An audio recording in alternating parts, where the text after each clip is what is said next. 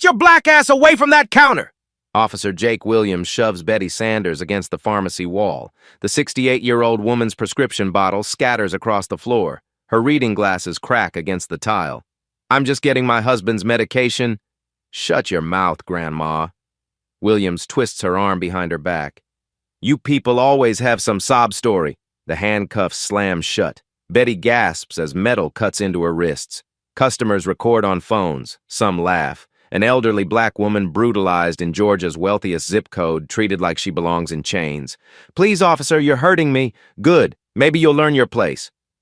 But Betty Sanders has spent 40 years learning her place, and it's not on her knees in front of a racist cop. When she speaks again, the words that come out will teach Williams exactly who belongs where. What she reveals next destroys his world. Betty Sanders had started this Tuesday like any other in her 47 years of marriage. Coffee at 6 a.m. with Harold, her husband of nearly 5 decades. Toast cut into triangles, the way he liked it since his stroke 6 months ago. The morning news played softly in their Buckhead townhouse, where magnolia trees lined the sidewalk and neighbors still waved from their porches. Harold's heart medication ran low yesterday. Betty noticed the orange bottle sitting nearly empty on their kitchen counter, next to the pill organizer she filled every Sunday. His cardiologist had been clear: miss even one dose, and the consequences could be fatal.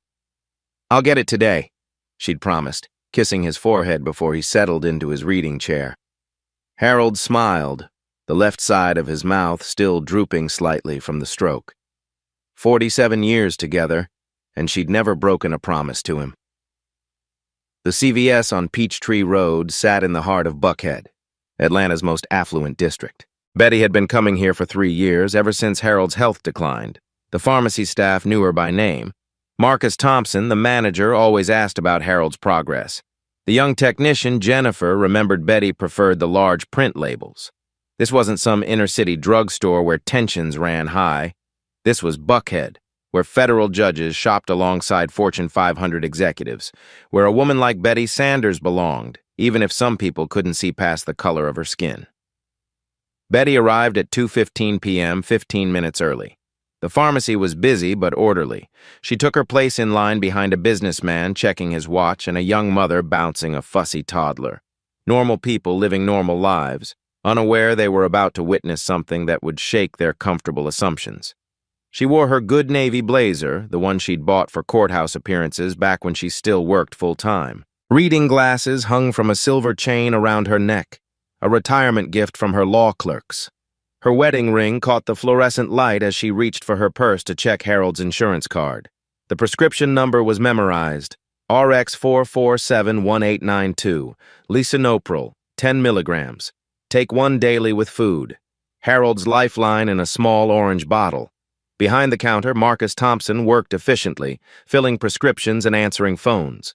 He glanced up when Betty approached, ready with his usual warm greeting. Tuesday afternoons were typically quiet, a good time for conversation, for asking about Harold's physical therapy progress. Betty had no way of knowing that Officer Jake Williams was parked outside, radio crackling with dispatch calls. No way of knowing he'd received orders to increase arrest numbers this week.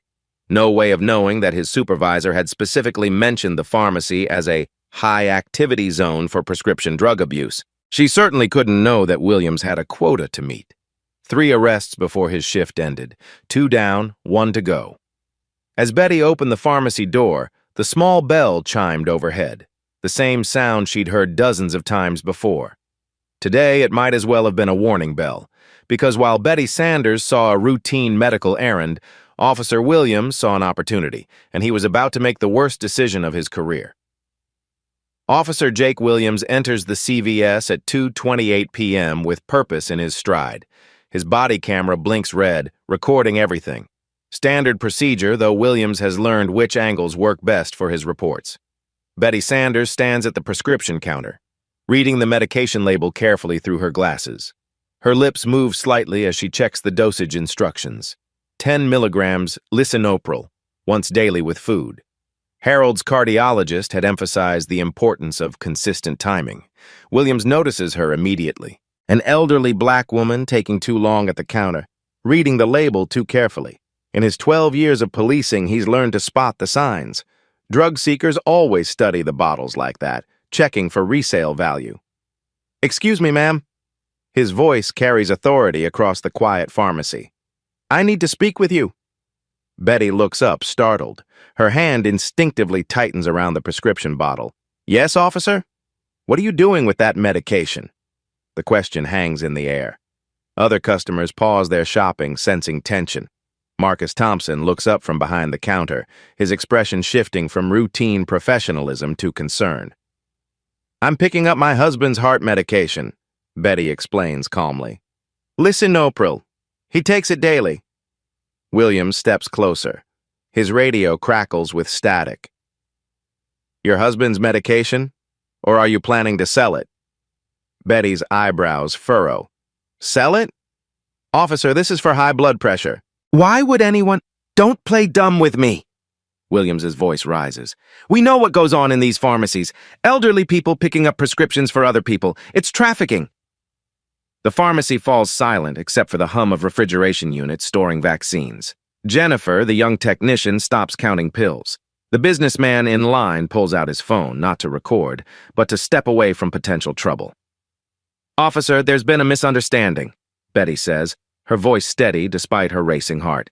"I have my husband's insurance card, his ID, and a medical power of attorney. Everything is legal." Williams checks his body camera, adjusting the angle slightly. "That's exactly what someone running a pill mill would say. Turn around and put your hands on the counter." Betty's eyes widened. "I beg your pardon?" "You heard me. Hands on the counter. Now." Marcus Thompson clears his throat. "Officer, Mrs. Sanders is a regular customer. She comes in monthly for her husband's medication. We've never had any—" "Sir, step back from the counter. This is police business." Williams reaches for his handcuffs, the metal clinking against his duty belt. Betty's hands begin to tremble, not from fear, but from a familiar anger she's kept carefully controlled for decades. "Officer Williams," she reads from his name tag, "I'm going to ask you to reconsider your actions." "Are you threatening me?" Williams smiles, the expression cold. "Because that's obstruction. I'm not threatening anyone. I'm simply suggesting, turn around, hands behind your back." Betty doesn't move. Around them, customers begin pulling out phones, some to record, others to call for help. The young mother with the toddler hurries toward the exit. "Ma'am, I won't ask again." Williams grabs Betty's shoulder, spinning her around. Her prescription bottle falls to the floor, pills scattering across the linoleum like dice. Betty's voice remains calm despite the roughness of his grip. "Officer, you're making a serious mistake." Williams laughs, a sound without humor. "The only mistake here is yours. Should have stayed home." The handcuffs click open in his hands. Behind the counter, Marcus Thompson reaches for the phone to call his district manager. This situation has escalated beyond anything in his training manual. Betty Sanders feels the cold metal approaching her wrists and knows she's reached a crossroads. She can submit quietly, let this young officer have his moment of power, and deal with the aftermath later. Or she can speak the truth that will change everything. The decision she makes next will destroy more than just Williams' afternoon. The handcuffs snap shut around Betty Sanders' wrists with a metallic finality that echoes through the CVS. The sound cuts through normal Tuesday afternoon conversations like a gunshot. Customers freeze mid-step. The pharmacy's gentle hum of air conditioning and soft radio music can't mask the sudden, suffocating tension. Williams yanks Betty's arms tighter, forcing her shoulders back in a position that sends sharp pain down her spine. At 68, her joints protest every movement, but she refuses to cry out. She's endured worse indignities in her lifetime, though none quite this public. "There we go," Williams announces to the growing crowd. "One less drug dealer on the streets." His voice carries satisfaction, the kind that comes from what he believes is a job well done. Betty feels the cold metal cutting into her wrists where her circulation slows. Her wedding ring catches against the cuffs, pinching skin that's grown thin with age. Marcus Thompson abandons his post behind the counter, his pharmacy training forgotten in the face of this nightmare. "Officer, please. Mrs. Sanders comes here every month. She's picking up legitimate medication for her husband. I can show you the prescription history." "Step back, sir." Williams points a warning finger at Marcus. "Unless you want to join her in cuffs for interfering with police business." The threat hangs in the air. Marcus's hands shake as he retreats, knowing that intervention could cost him his job, his livelihood, maybe his freedom. But every instinct screams that this is wrong. Around the pharmacy, phones emerge from purses and pockets. The businessman, who was ahead of Betty in line, holds his device steady, recording everything. A teenage girl near the greeting cards whispers into her phone, "You need to see this. Some cop is arresting this old lady for literally nothing." Betty's designer blazer wrinkles as Williams pushes her toward the front of the store. Her reading glasses hang crooked from their chain, one lens cracked from when he spun her around. The prescription bottle, Harold's lifeline, still lies scattered on the floor, pills mixing with dust and debris. "Walk!" Williams commands, his hand gripping her elbow with unnecessary force. Each step sends jolts of pain through Betty's arthritic knees. She stumbles once, and Williams jerks her upright without gentleness. The small crowd parts before them like water, some people backing away, others following with their cameras raised. "This is unbelievable," someone whispers. "She's someone's grandmother." But Williams feels vindicated. In his mind, he's done everything by the book. Suspicious behavior, check. Possible drug trafficking, check. Resisting cooperation, check. His body camera has captured a clean arrest that will look good in his report. He doesn't notice the way Betty holds herself despite the handcuffs. The straightness of her spine, the careful dignity in each forced step, the way she makes eye contact with witnesses, not in shame, but in something approaching pity. "My husband is expecting me home," Betty says quietly as they near the store's entrance. "He'll worry if I'm late." "Should have thought about that before you started dealing pills, Grandma." The automatic doors slide open, revealing the busy Peachtree Road sidewalk. More phones appear. A woman walking her dog stops and stares. A delivery driver parks his truck and pulls out his device to record. Williams guides Betty toward his patrol car, parked illegally in a handicapped space. The irony isn't lost on anyone watching. Betty notices the violation but says nothing. She's learned to pick her battles over 7 decades of life. "You can't arrest her for picking up prescription medication." The voice belongs to Jennifer, the young pharmacy technician who's followed them outside. Her voice cracks with emotion and inexperience with confrontation. "Watch me," Williams replies, opening the patrol car's rear door. The smell hits Betty immediately, stale sweat, fear, and disinfectant. The plastic seat is cracked and uncomfortable. Williams places his hand on her head, pushing down as she's forced to bend into the car. "Careful with her!" Marcus Thompson has also emerged from the store, his manager's badge still pinned to his shirt. "She's 68 years old! Old enough to know better," Williams shoots back. But as Betty settles into the patrol car's back seat, something in her posture changes. The humiliation is still there, carved into the lines around her eyes. The pain from the handcuffs still shoots through her shoulders, but underneath it all, something else emerges. Resolve. Betty Sanders has spent 47 years of marriage protecting Harold from stress. She's spent decades navigating systems designed to dismiss women who look like her. She's learned patience, diplomacy, and the art of strategic silence. But she's also learned when enough is enough. Williams slams the car door, the sound reverberating across Peachtree Road. Through the window, Betty can see the crowd that's gathered. Phones still recording, witnesses to her humiliation. Some shake their heads in disgust. Others look away, unwilling to confront the uncomfortable truth of what they're seeing. Williams walks around to the driver's seat, already composing his report in his mind. Drug trafficking, resisting arrest, obstruction. Maybe he can add something about threats or suspicious behavior. Make it stick.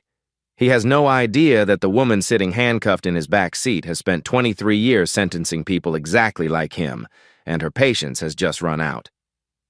Williams settles into the driver's seat, adjusting his radio volume. His dashboard computer glows with arrest forms waiting to be filled. Drug trafficking, easy paperwork, another stat for his monthly numbers.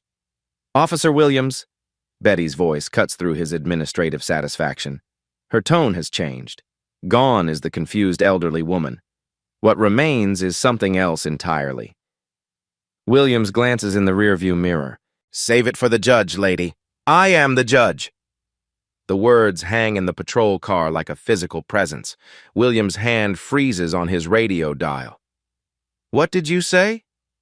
I said I am a federal judge, retired from the Northern District of Georgia, 23 years on the bench. Williams turns around, studying Betty's face through the metal grating that separates them. She sits straighter now, despite the handcuffs. Her cracked reading glasses catch the afternoon light, and behind them her eyes hold something Williams has never seen before in the back of his patrol car. Authority. You're lying. But his voice lacks conviction. Something in Betty's posture and the way she speaks makes his stomach tighten with the first whisper of doubt. "Run my name through your system," Betty says calmly. "Elizabeth Sanders, Federal Judicial Database.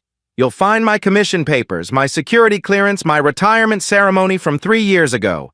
Williams's hands shake slightly as he reaches for his computer terminal. This isn't possible. Federal judges don't get arrested for drug trafficking. Federal judges don't shop at CVS pharmacies in handcuffs. Federal judges don't sit in the back seats of patrol cars.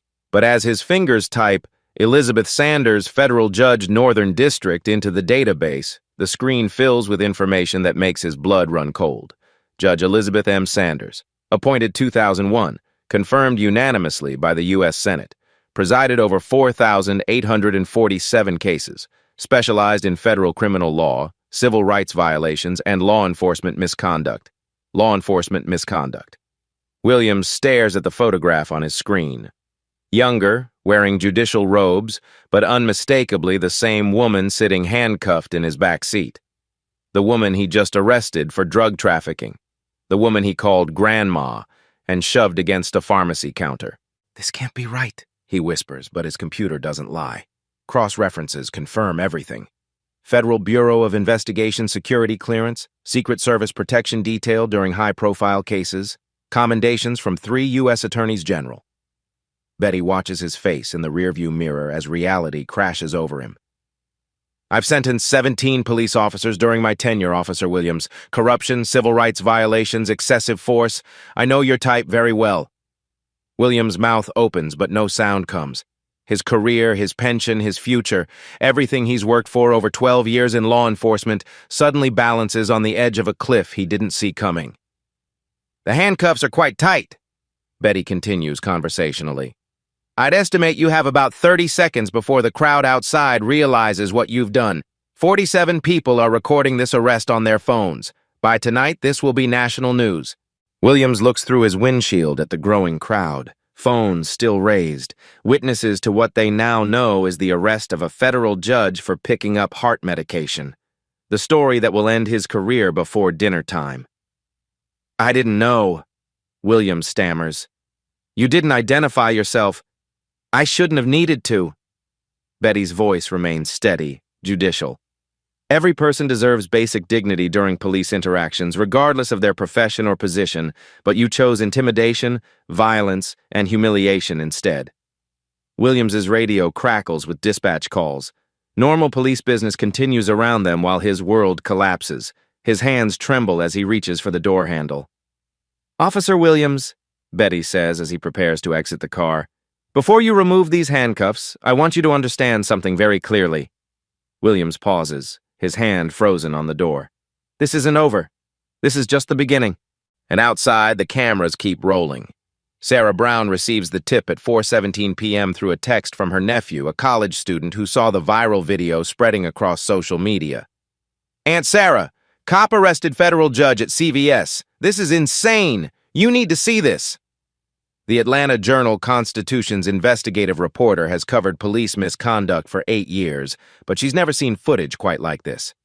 Her laptop screen fills with shaky cell phone video, an elderly black woman in handcuffs, forced into a patrol car while witnesses scream protests. The audio quality is poor, but the visuals tell a brutal story. By 5:30 p.m., Sarah has confirmed Betty Sanders' identity through federal judicial records. 23 years on the bench.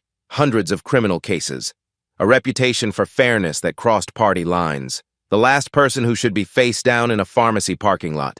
Sarah's first call goes to Marcus Thompson, the CVS pharmacy manager who witnessed everything. His voice shakes as he describes the arrest over the phone. "Mrs. Sanders comes in monthly. Same prescription, same insurance card, same polite conversation about her husband's health. Officer Williams treated her like she was running a drug cartel. Did you try to intervene? I tried to explain that she was a regular customer. Williams threatened to arrest me too. Sarah takes notes on her laptop, building a timeline. 2:15 p.m., Betty enters CVS. 2:28 p.m., Williams arrives. 2:31 p.m., confrontation begins. 2:47 p.m., arrest completed. 16 minutes from normal errand to national news story. Her second call goes to the Atlanta Police Department's Public Information Office.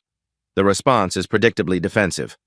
Officer Williams followed department protocol in investigating suspicious behavior related to potential prescription drug abuse. The department stands behind his actions pending a full investigation, but Sarah has been covering APD long enough to read between the lines. Pending investigation means damage control. Suspicious behavior means they have no real justification. She requests Williams's personnel file through open records laws. APD has 72 hours to respond, but Sarah knows bureaucratic delays when she sees them. This file will be heavily redacted if it comes at all. Her breakthrough comes at 8:45 p.m. from an unexpected source. Dr. Patricia Hayes, Betty's physician, calls Sarah directly after seeing the news coverage. Medical ethics prevent her from discussing specifics, but she can confirm that Betty has legal authority to pick up Harold's medications. Judge Sanders has been managing her husband's care since his stroke 6 months ago. She has medical power of attorney, insurance authorization, and pharmacy verification on file. There's nothing suspicious about her actions. Sarah's next move requires more delicate navigation. She reaches out to former colleagues of Betty's from the federal courthouse, retired attorneys, court clerks, and other judges who worked with Betty over 2 decades. The picture they paint destroys any narrative about suspicious behavior. Judge Betty Sanders was known for punctuality, preparation, and unwavering ethics. She'd sentenced corrupt cops before, always with careful attention to evidence and fair sentencing guidelines. Betty doesn't have a vindictive bone in her body, says retired District Attorney Charles Morrison. But she also doesn't tolerate abuse of power. If Williams thinks this will blow over quietly, he's never dealt with Betty Sanders. By Wednesday morning, Sarah has assembled a preliminary profile of Officer Jake Williams that makes her stomach turn. Through public records and anonymous sources within APD, a pattern emerges that department leadership clearly hoped would stay buried. Williams joined APD 12 years ago after washing out of the Georgia State Patrol Academy for attitude problems. His training officers noted excessive aggression and poor judgment under pressure, red flags that someone ignored. The complaint started within his first year. Mrs. Dorothy Washington, 71, reported that Williams threw her to the ground during a traffic stop for an expired registration. Her daughter filed a formal complaint. APD's Internal Affairs Division found insufficient evidence after a 2-week investigation. 3 months later, Marcus Rodriguez alleged Williams used a racial slur during a shoplifting arrest. The complaint was dismissed because no other officers witnessed the incident. Williams's body camera had mysteriously malfunctioned. The pattern continues for 12 years. Elderly defendants, minority families, petty violations escalated to violent arrests. 12 formal complaints filed with Internal Affairs. 12 complaints dismissed or buried in bureaucratic procedures designed to protect officers rather than citizens. Sarah's computer screen fills with case numbers, complaint forms, and incident reports that read like a masterclass in systematic racism disguised as police work. Williams didn't just profile Betty Sanders. He's been profiling vulnerable people for over a decade. Have you ever felt powerless against the system that's supposed to protect you? Drop a comment below. We're reading every story.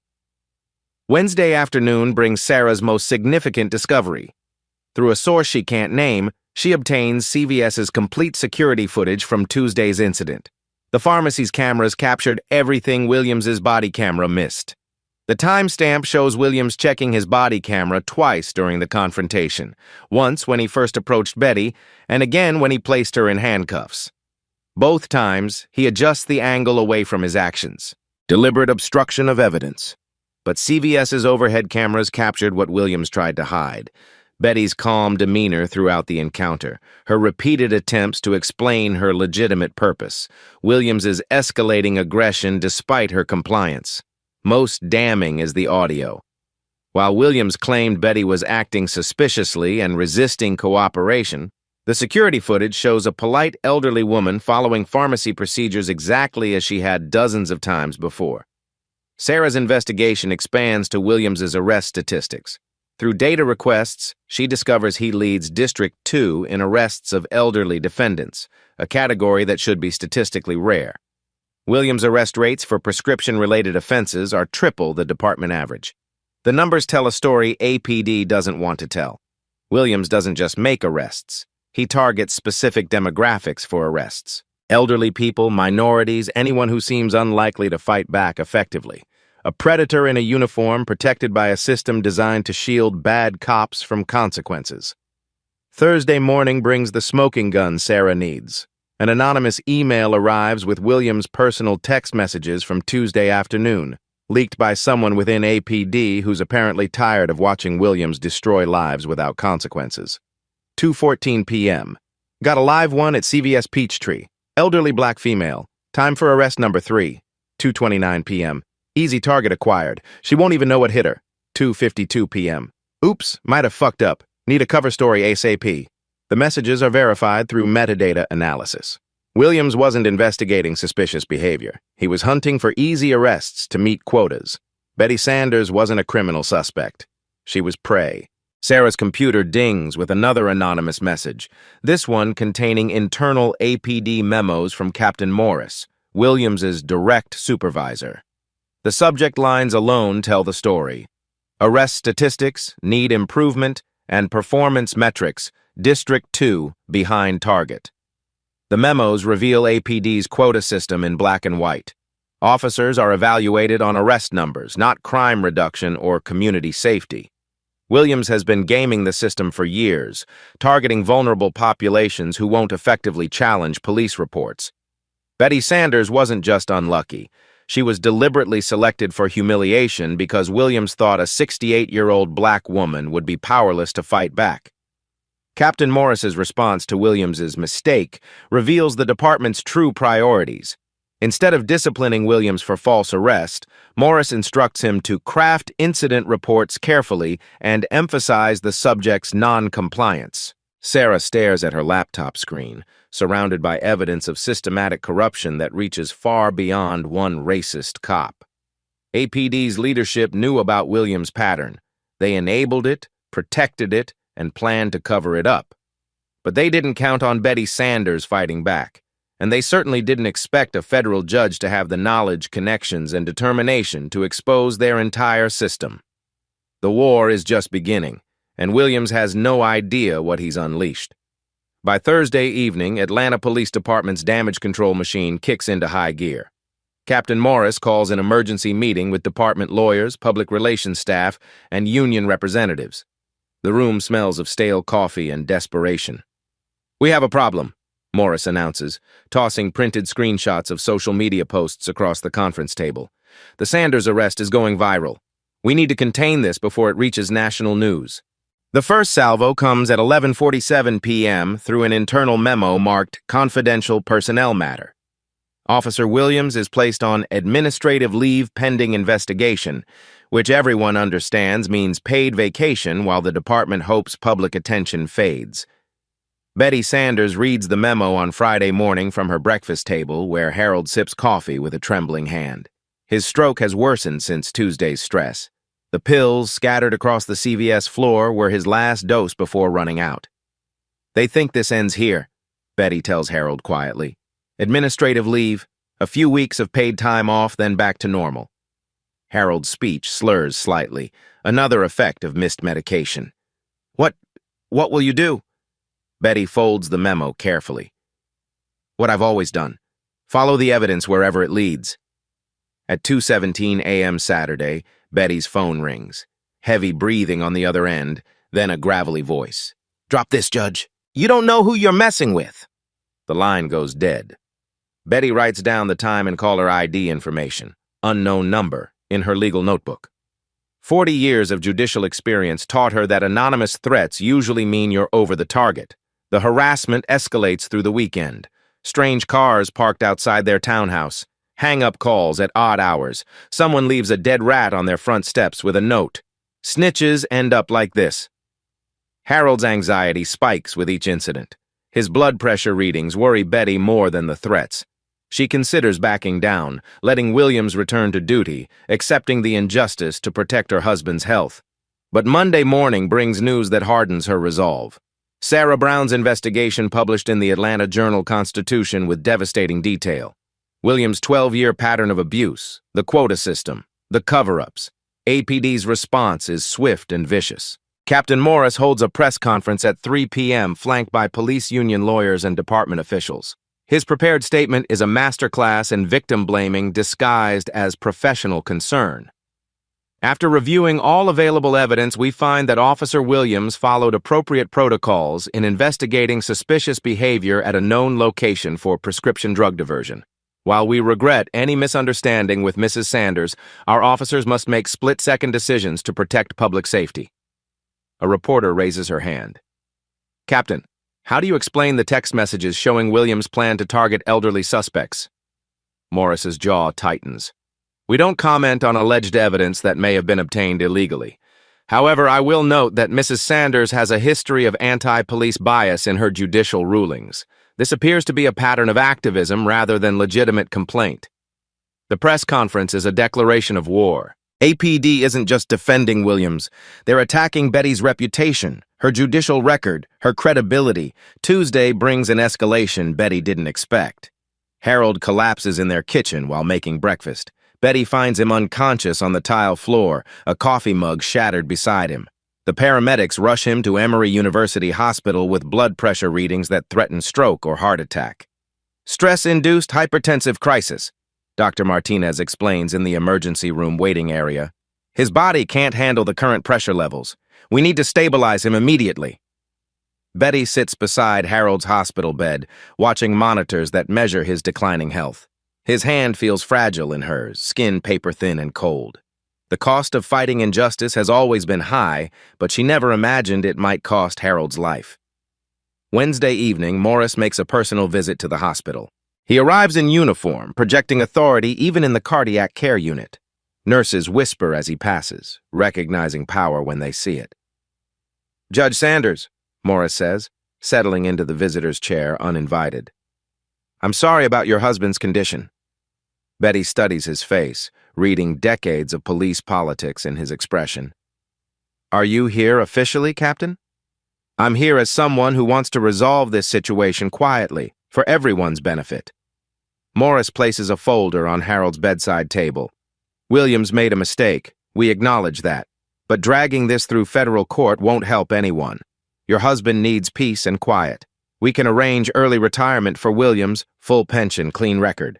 Everyone moves on. And my humiliation? The pattern of abuse? The other victims? Morris shrugs. Sometimes justice isn't perfect, Judge. Sometimes it's about what's practical. Betty opens the folder. Williams's resignation letter, pre-signed and dated. A department statement calling the arrest an unfortunate miscommunication. No admission of wrongdoing, no systemic change.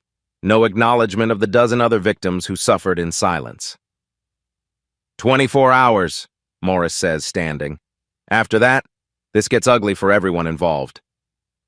Betty watches him leave, his polished shoes squeaking against hospital linoleum.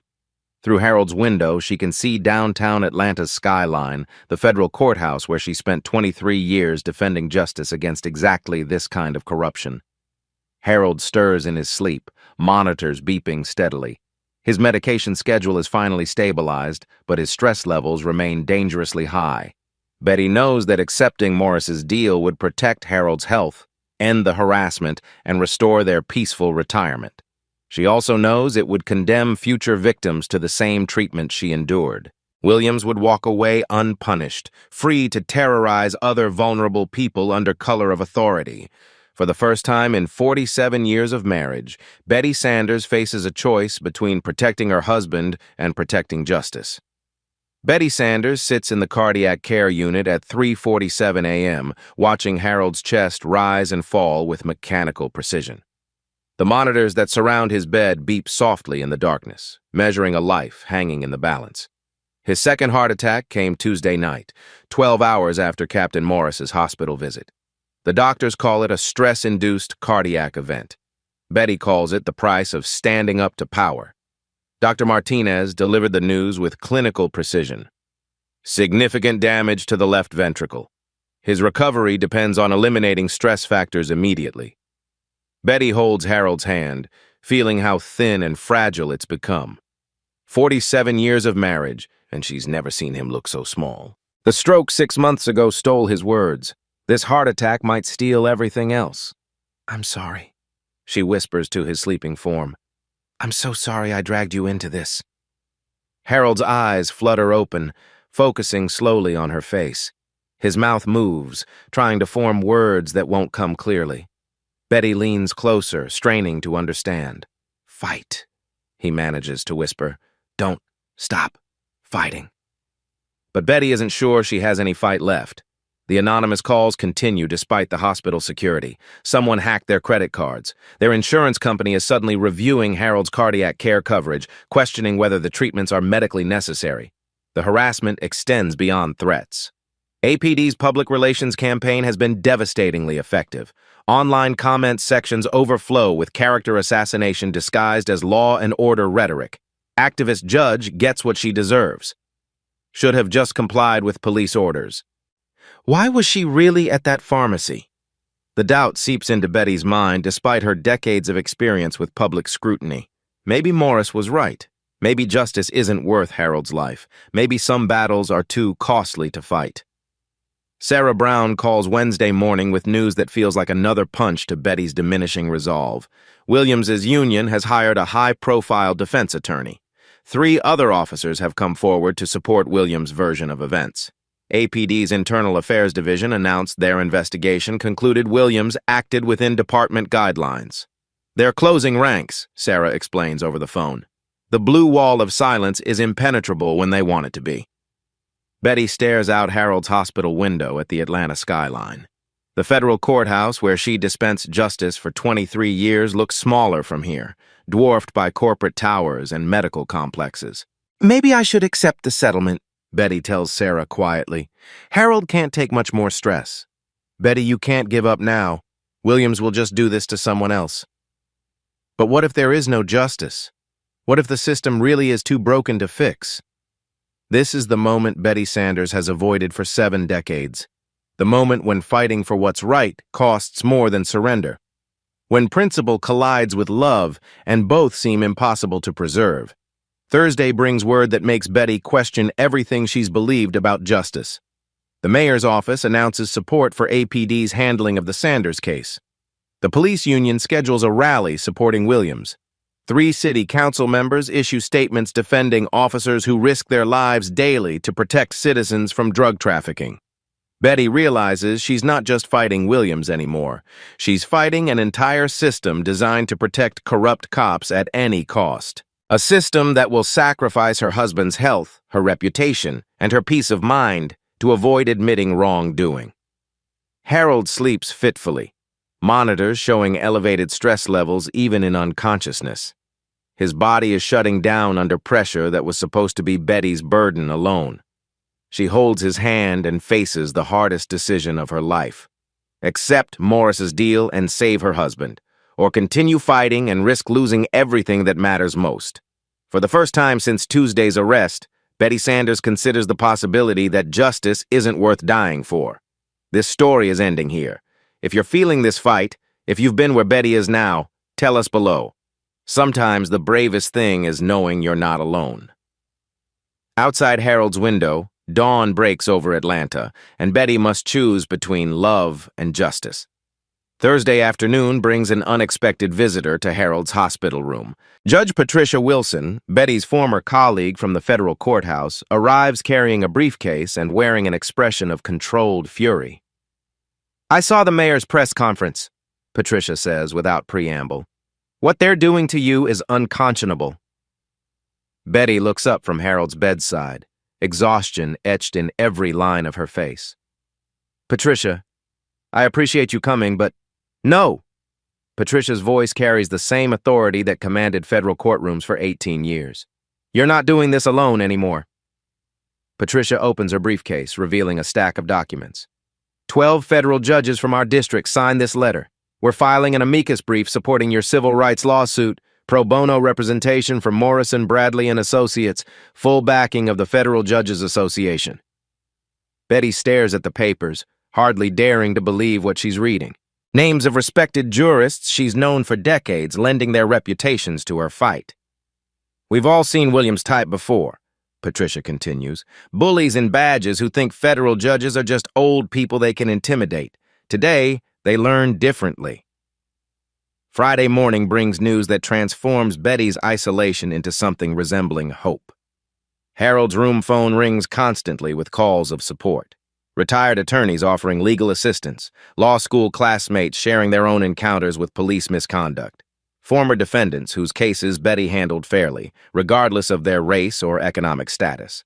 Dr. Raymond Peters, Atlanta's most prominent civil rights attorney, arrives Friday afternoon with an offer Betty can barely process. My firm will handle your federal lawsuit at no cost. We've been waiting 20 years for a case this clear-cut. I don't understand, Betty says. Why would you? Because Williams arrested a federal judge for being black in Buckhead, Dr. Peters replies bluntly. If that's not worth fighting, nothing is. Saturday brings the breakthrough that changes everything. Marcus Thompson, the CVS pharmacy manager, calls with news that makes Betty's hands shake. Judge Sanders, I found something. Williams came into our store 3 times last month, not for arrests, just walking around, watching customers, especially elderly customers. I have security footage of him studying people, taking notes. The footage reveals Williams conducting surveillance, building target lists. Betty wasn't randomly selected. She was researched, profiled, and chosen for maximum humiliation. Sunday morning brings the most powerful support yet. Dr. Dorothy Washington, the 71-year-old woman Williams assaulted during a traffic stop 3 years earlier, arrives at the hospital with her daughter and granddaughter. I never had the strength to fight him alone, Mrs. Washington tells Betty. But I ain't alone anymore, and neither are you. Her story opens floodgates.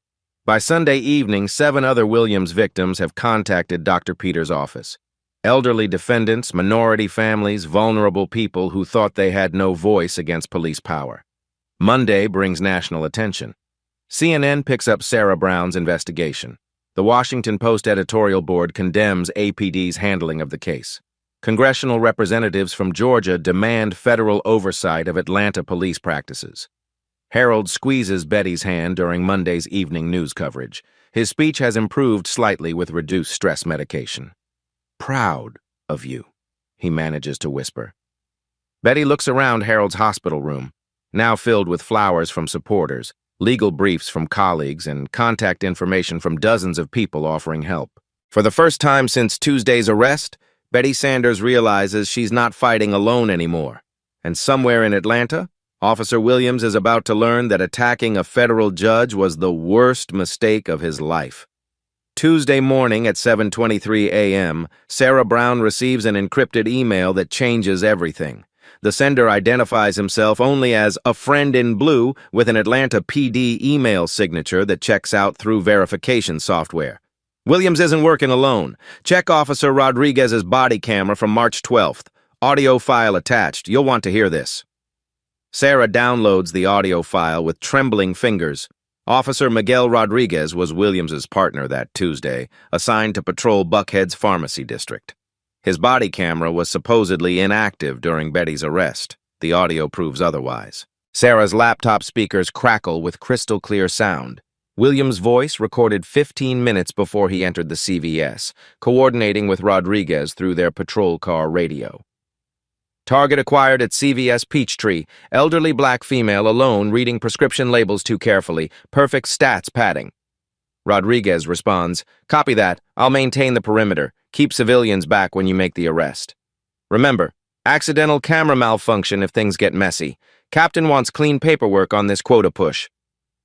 Sarah rewinds the audio 3 times, hardly believing what she's hearing. This wasn't a spontaneous arrest based on suspicious behavior. This was a planned operation, coordinated between 2 officers, designed to manufacture arrests for statistical purposes. The audio continues with devastating clarity. How do you want to play this? Rodriguez asks. Standard intimidation. Make her feel powerless, get compliance through fear. These elderly types always fold under pressure. What if she has legitimate prescriptions? Doesn't matter. By the time she proves innocence, arrest stats are already logged. Captain only cares about numbers, not outcomes. Williams's laugh is audible through the radio static. Besides, who's gonna believe some old black lady over a police officer? The system's rigged in our favor. Sarah calls Dr. Peters immediately. I have the smoking gun. Williams planned this arrest. Rodriguez was complicit. APD command structure knew about quota manipulation. The audio file reaches Betty at 9:45 a.m. through Dr. Peters' encrypted phone call. She listens in Harold's hospital room, watching her husband's face as Williams's words destroy any remaining doubt about his motivations. Elderly types always fold under pressure. Harold's blood pressure monitor shows his fury despite his weakened condition. Bastards, he whispers with more clarity than he's managed in days. But the audio contains more than Williams's confession. In the background, dispatch radio reveals the scope of APD's corruption. 3 other elderly target arrests were logged that same afternoon. A systematic campaign against vulnerable populations. Sarah's investigation expands the audio evidence through digital forensics. Williams and Rodriguez have been coordinating these arrests for 18 months. 67 elderly defendants, 43 prescription-related charges, statistical manipulation designed to justify budget increases and overtime pay. Betty recognizes the legal implications immediately.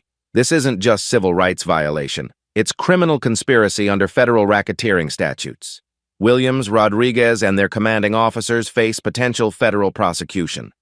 Wednesday morning brings confirmation that the audio is authentic through FBI digital analysis. Agent Jennifer Hayes calls Dr. Peters directly. This evidence supports federal charges against multiple APD officers. We're opening a criminal investigation.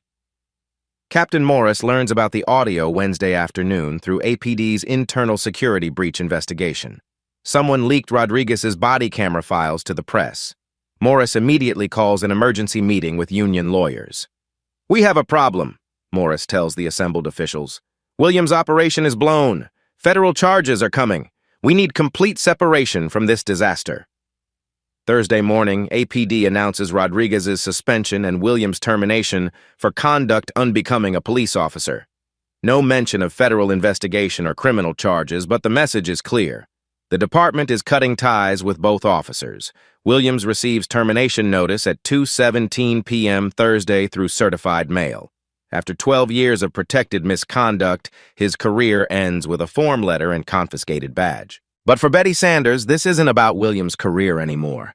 The audio evidence proves systematic corruption reaching through APD's command structure. Individual justice has become institutional accountability. Federal agents are already preparing arrest warrants, and Williams' nightmare is just beginning.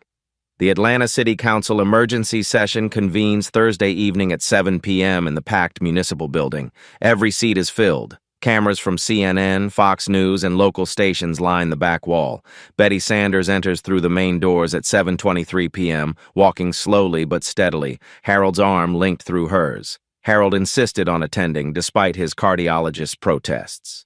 His speech remains slurred, his steps unsteady, but his presence beside Betty sends a message that resonates through the chamber. This family will not be intimidated. City Council Chair Amanda Foster calls for order as the crowd settles into tense silence. This emergency session addresses recent allegations regarding Atlanta Police Department procedures and the arrest of Judge Elizabeth Sanders.